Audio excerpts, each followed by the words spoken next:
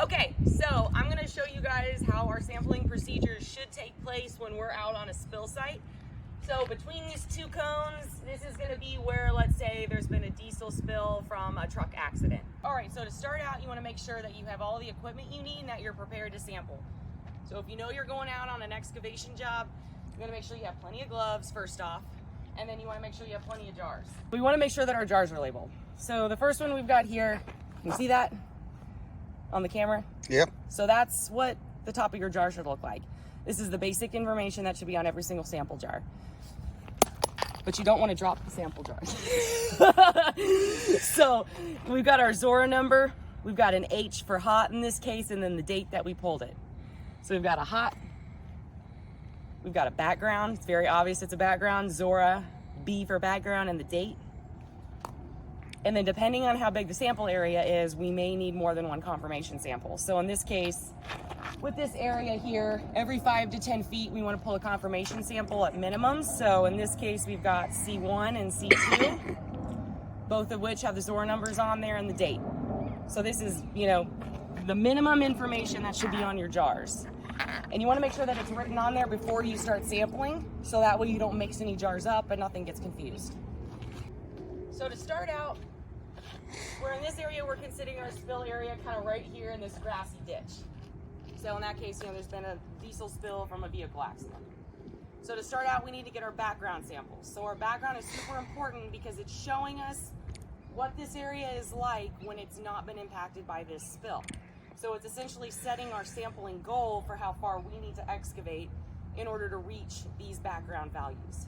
So in this case, let's say that way's downstream, this way's upstream. So you want to make sure you're looking at that in terms of, topography, where's the water going to drain? So downstream, upstream. So for our background, we want to make sure it's getting pulled upstream every single time, never ever downstream. So we want to walk maybe 10 feet this way, where we're dealing with an area that is as similar as possible to that impacted area over there. What we don't want to do is, walk completely some way far over there, go up next to a tree in a beautiful, hillside.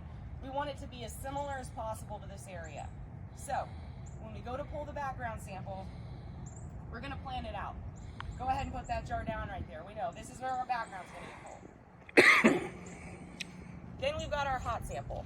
So our hot sample is showing us what this area is like before we've done our excavation, before we've done our remediation. So this is just to show the customer, the state, whoever's interested, this is what the area looked like before we did our cleanup. So in this case, we're just gonna stick it right here in the middle. Let's say that's our impacted areas through there, so we're gonna pull a hot from right there. So before we start sampling, we wanna make sure we got plenty of gloves, because what should happen is every single time you pull a new sample, you gotta wear a new pair of gloves. So if you only come out with one pair of gloves and you're trying to use it for all of our samples, that's not gonna work. That's how cross-contamination happens. So I've got 2 sets here with me.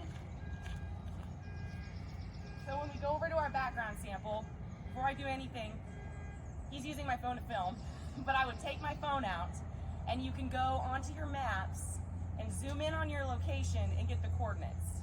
And when you do that, you can take a screenshot and you can include that in your Zora or your job notes so we know exactly where the sample was pulled.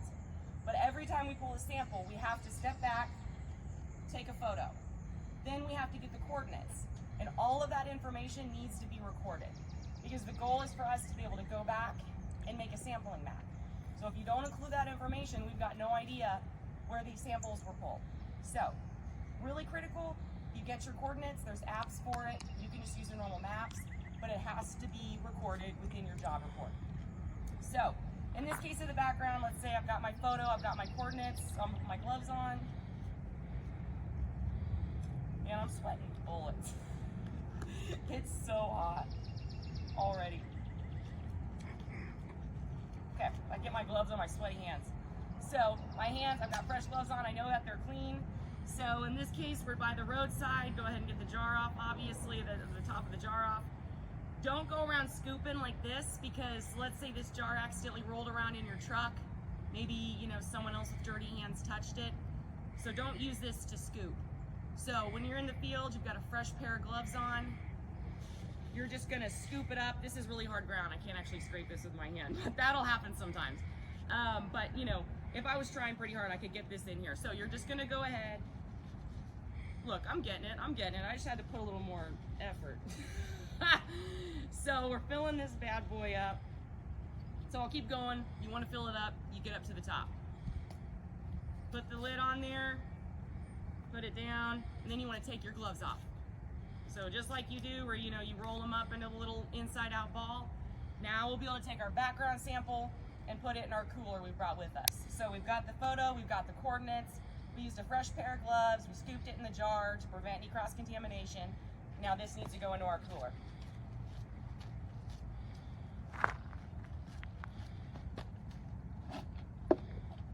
And there should be ice in there. So you can stop at any gas station and get a bag of ice and pour it in there. All right, oh, I already have a pair of gloves in my pocket here. So we're going back to the hot sample now. So I've got a fresh pair of gloves again. You want to be careful. Don't walk through the spill. I've got an imaginary spill right now, so it's hard to keep track of where it's at. But don't walk through your spill clearly. So we've got our photo, we've got our coordinates, it's all been recorded. Then we can go ahead and get our gloves on. Then we go. So this is our spill area.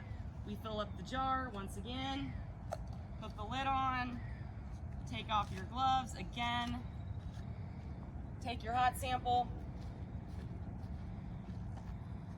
and then put it in the cooler.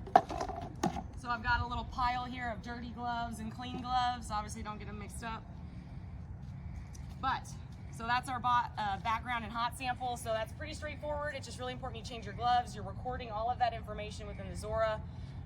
We have to have that information in order to replicate, a sampling map if we have to come back out and redig. So critical pieces of information there. So once we've done that, then we can move to our confirmation samples. So let's say that we've gone ahead and we've done the excavation. So use your imagination. This area has been excavated. The impacted soil has been removed. So at this point, we can go ahead and get into our confirmation samples. So, like I said earlier, you want to pull a confirmation every 5 to 10 feet. Let's say we've got 50-foot excavation area. One confirmation sample is not going to cut it. So, we're going to look at our spot here. That's maybe 15 feet right there, something like that. So just be sensible about it. I'm going to put my C1 down right here. C2 over here. So we've kind of got a nice, ratio here of, we've got representative sample over here and representative sample over here. So depending on how large your sample area is, you may need to have more than one confirmation sample. So take that into account as well. So just like we did before, I'd put my gloves on, or I'd get the coordinates in the photo, put your gloves on, pull the sample, into the cooler it goes. Same for C2, photo, coordinates, put your gloves on, pull the sample, it will also go in the cooler. So pretty straightforward, but you just gotta make sure those critical steps are followed in order for us to back up and show we did our job, we have the samples to prove it, and it's critical that we're able to make that sampling map from the information that you guys collect out in the field. So these are dirty. Oh wow, I've got like sweat dripping in my eyes. Okay. So, all right, now I'm fixing to leave the site, let's say. I've got all my samples in here. Sometimes it may happen and we may go out one day and just pull the background in hot and then come back for the confirmations after we've excavated, but there may be times where all of it happens in one day, the whole shebang, and we've excavated and you've got all these samples in here. So these are gonna go back in a cooler and they're gonna go into the refrigerator at your yard. And when you put them in the refrigerator, you have to make sure that you've communicated they're in there. Hurry up, get out of here. Goodbye. No, ma'am, the speed limit is 5 miles per hour on the yard. Faster, faster. We're trying to make a video. Breaking a sample. Okay, so come back to the yard. We've got our samples in the cooler. We put them in the fridge. We've let our supervisor know or waste directly, hey, we brought back samples and they're in the fridge, and then subsequently we can make up the paperwork to get them out to the lab. But that's all the more reason it's important that you've already have your jars labeled before you've begun this process, because once they get back to the yard, you don't want to worry about having, oh, which one was which, and you're shuffling them around, and you know, then they get all mixed up. So that's really the gist of it, but the biggest thing here is making sure you're changing out gloves, no cross-contamination. We're recording the photo and the coordinates of that sample. Get those jars labeled before you start sampling, and making sure you're including all that information on there, the date, the Zora number, and then, you know, is it hot? Is it a confirmation, C1, C2, C3, or is it our background? So, if you have any questions, you can always come to the waste department and ask. We'd always rather have a phone call up front to help you guys figure it out than try and fix it later. So, anything else you think I should cover? No. Okay. Well, have fun sampling. Woohoo!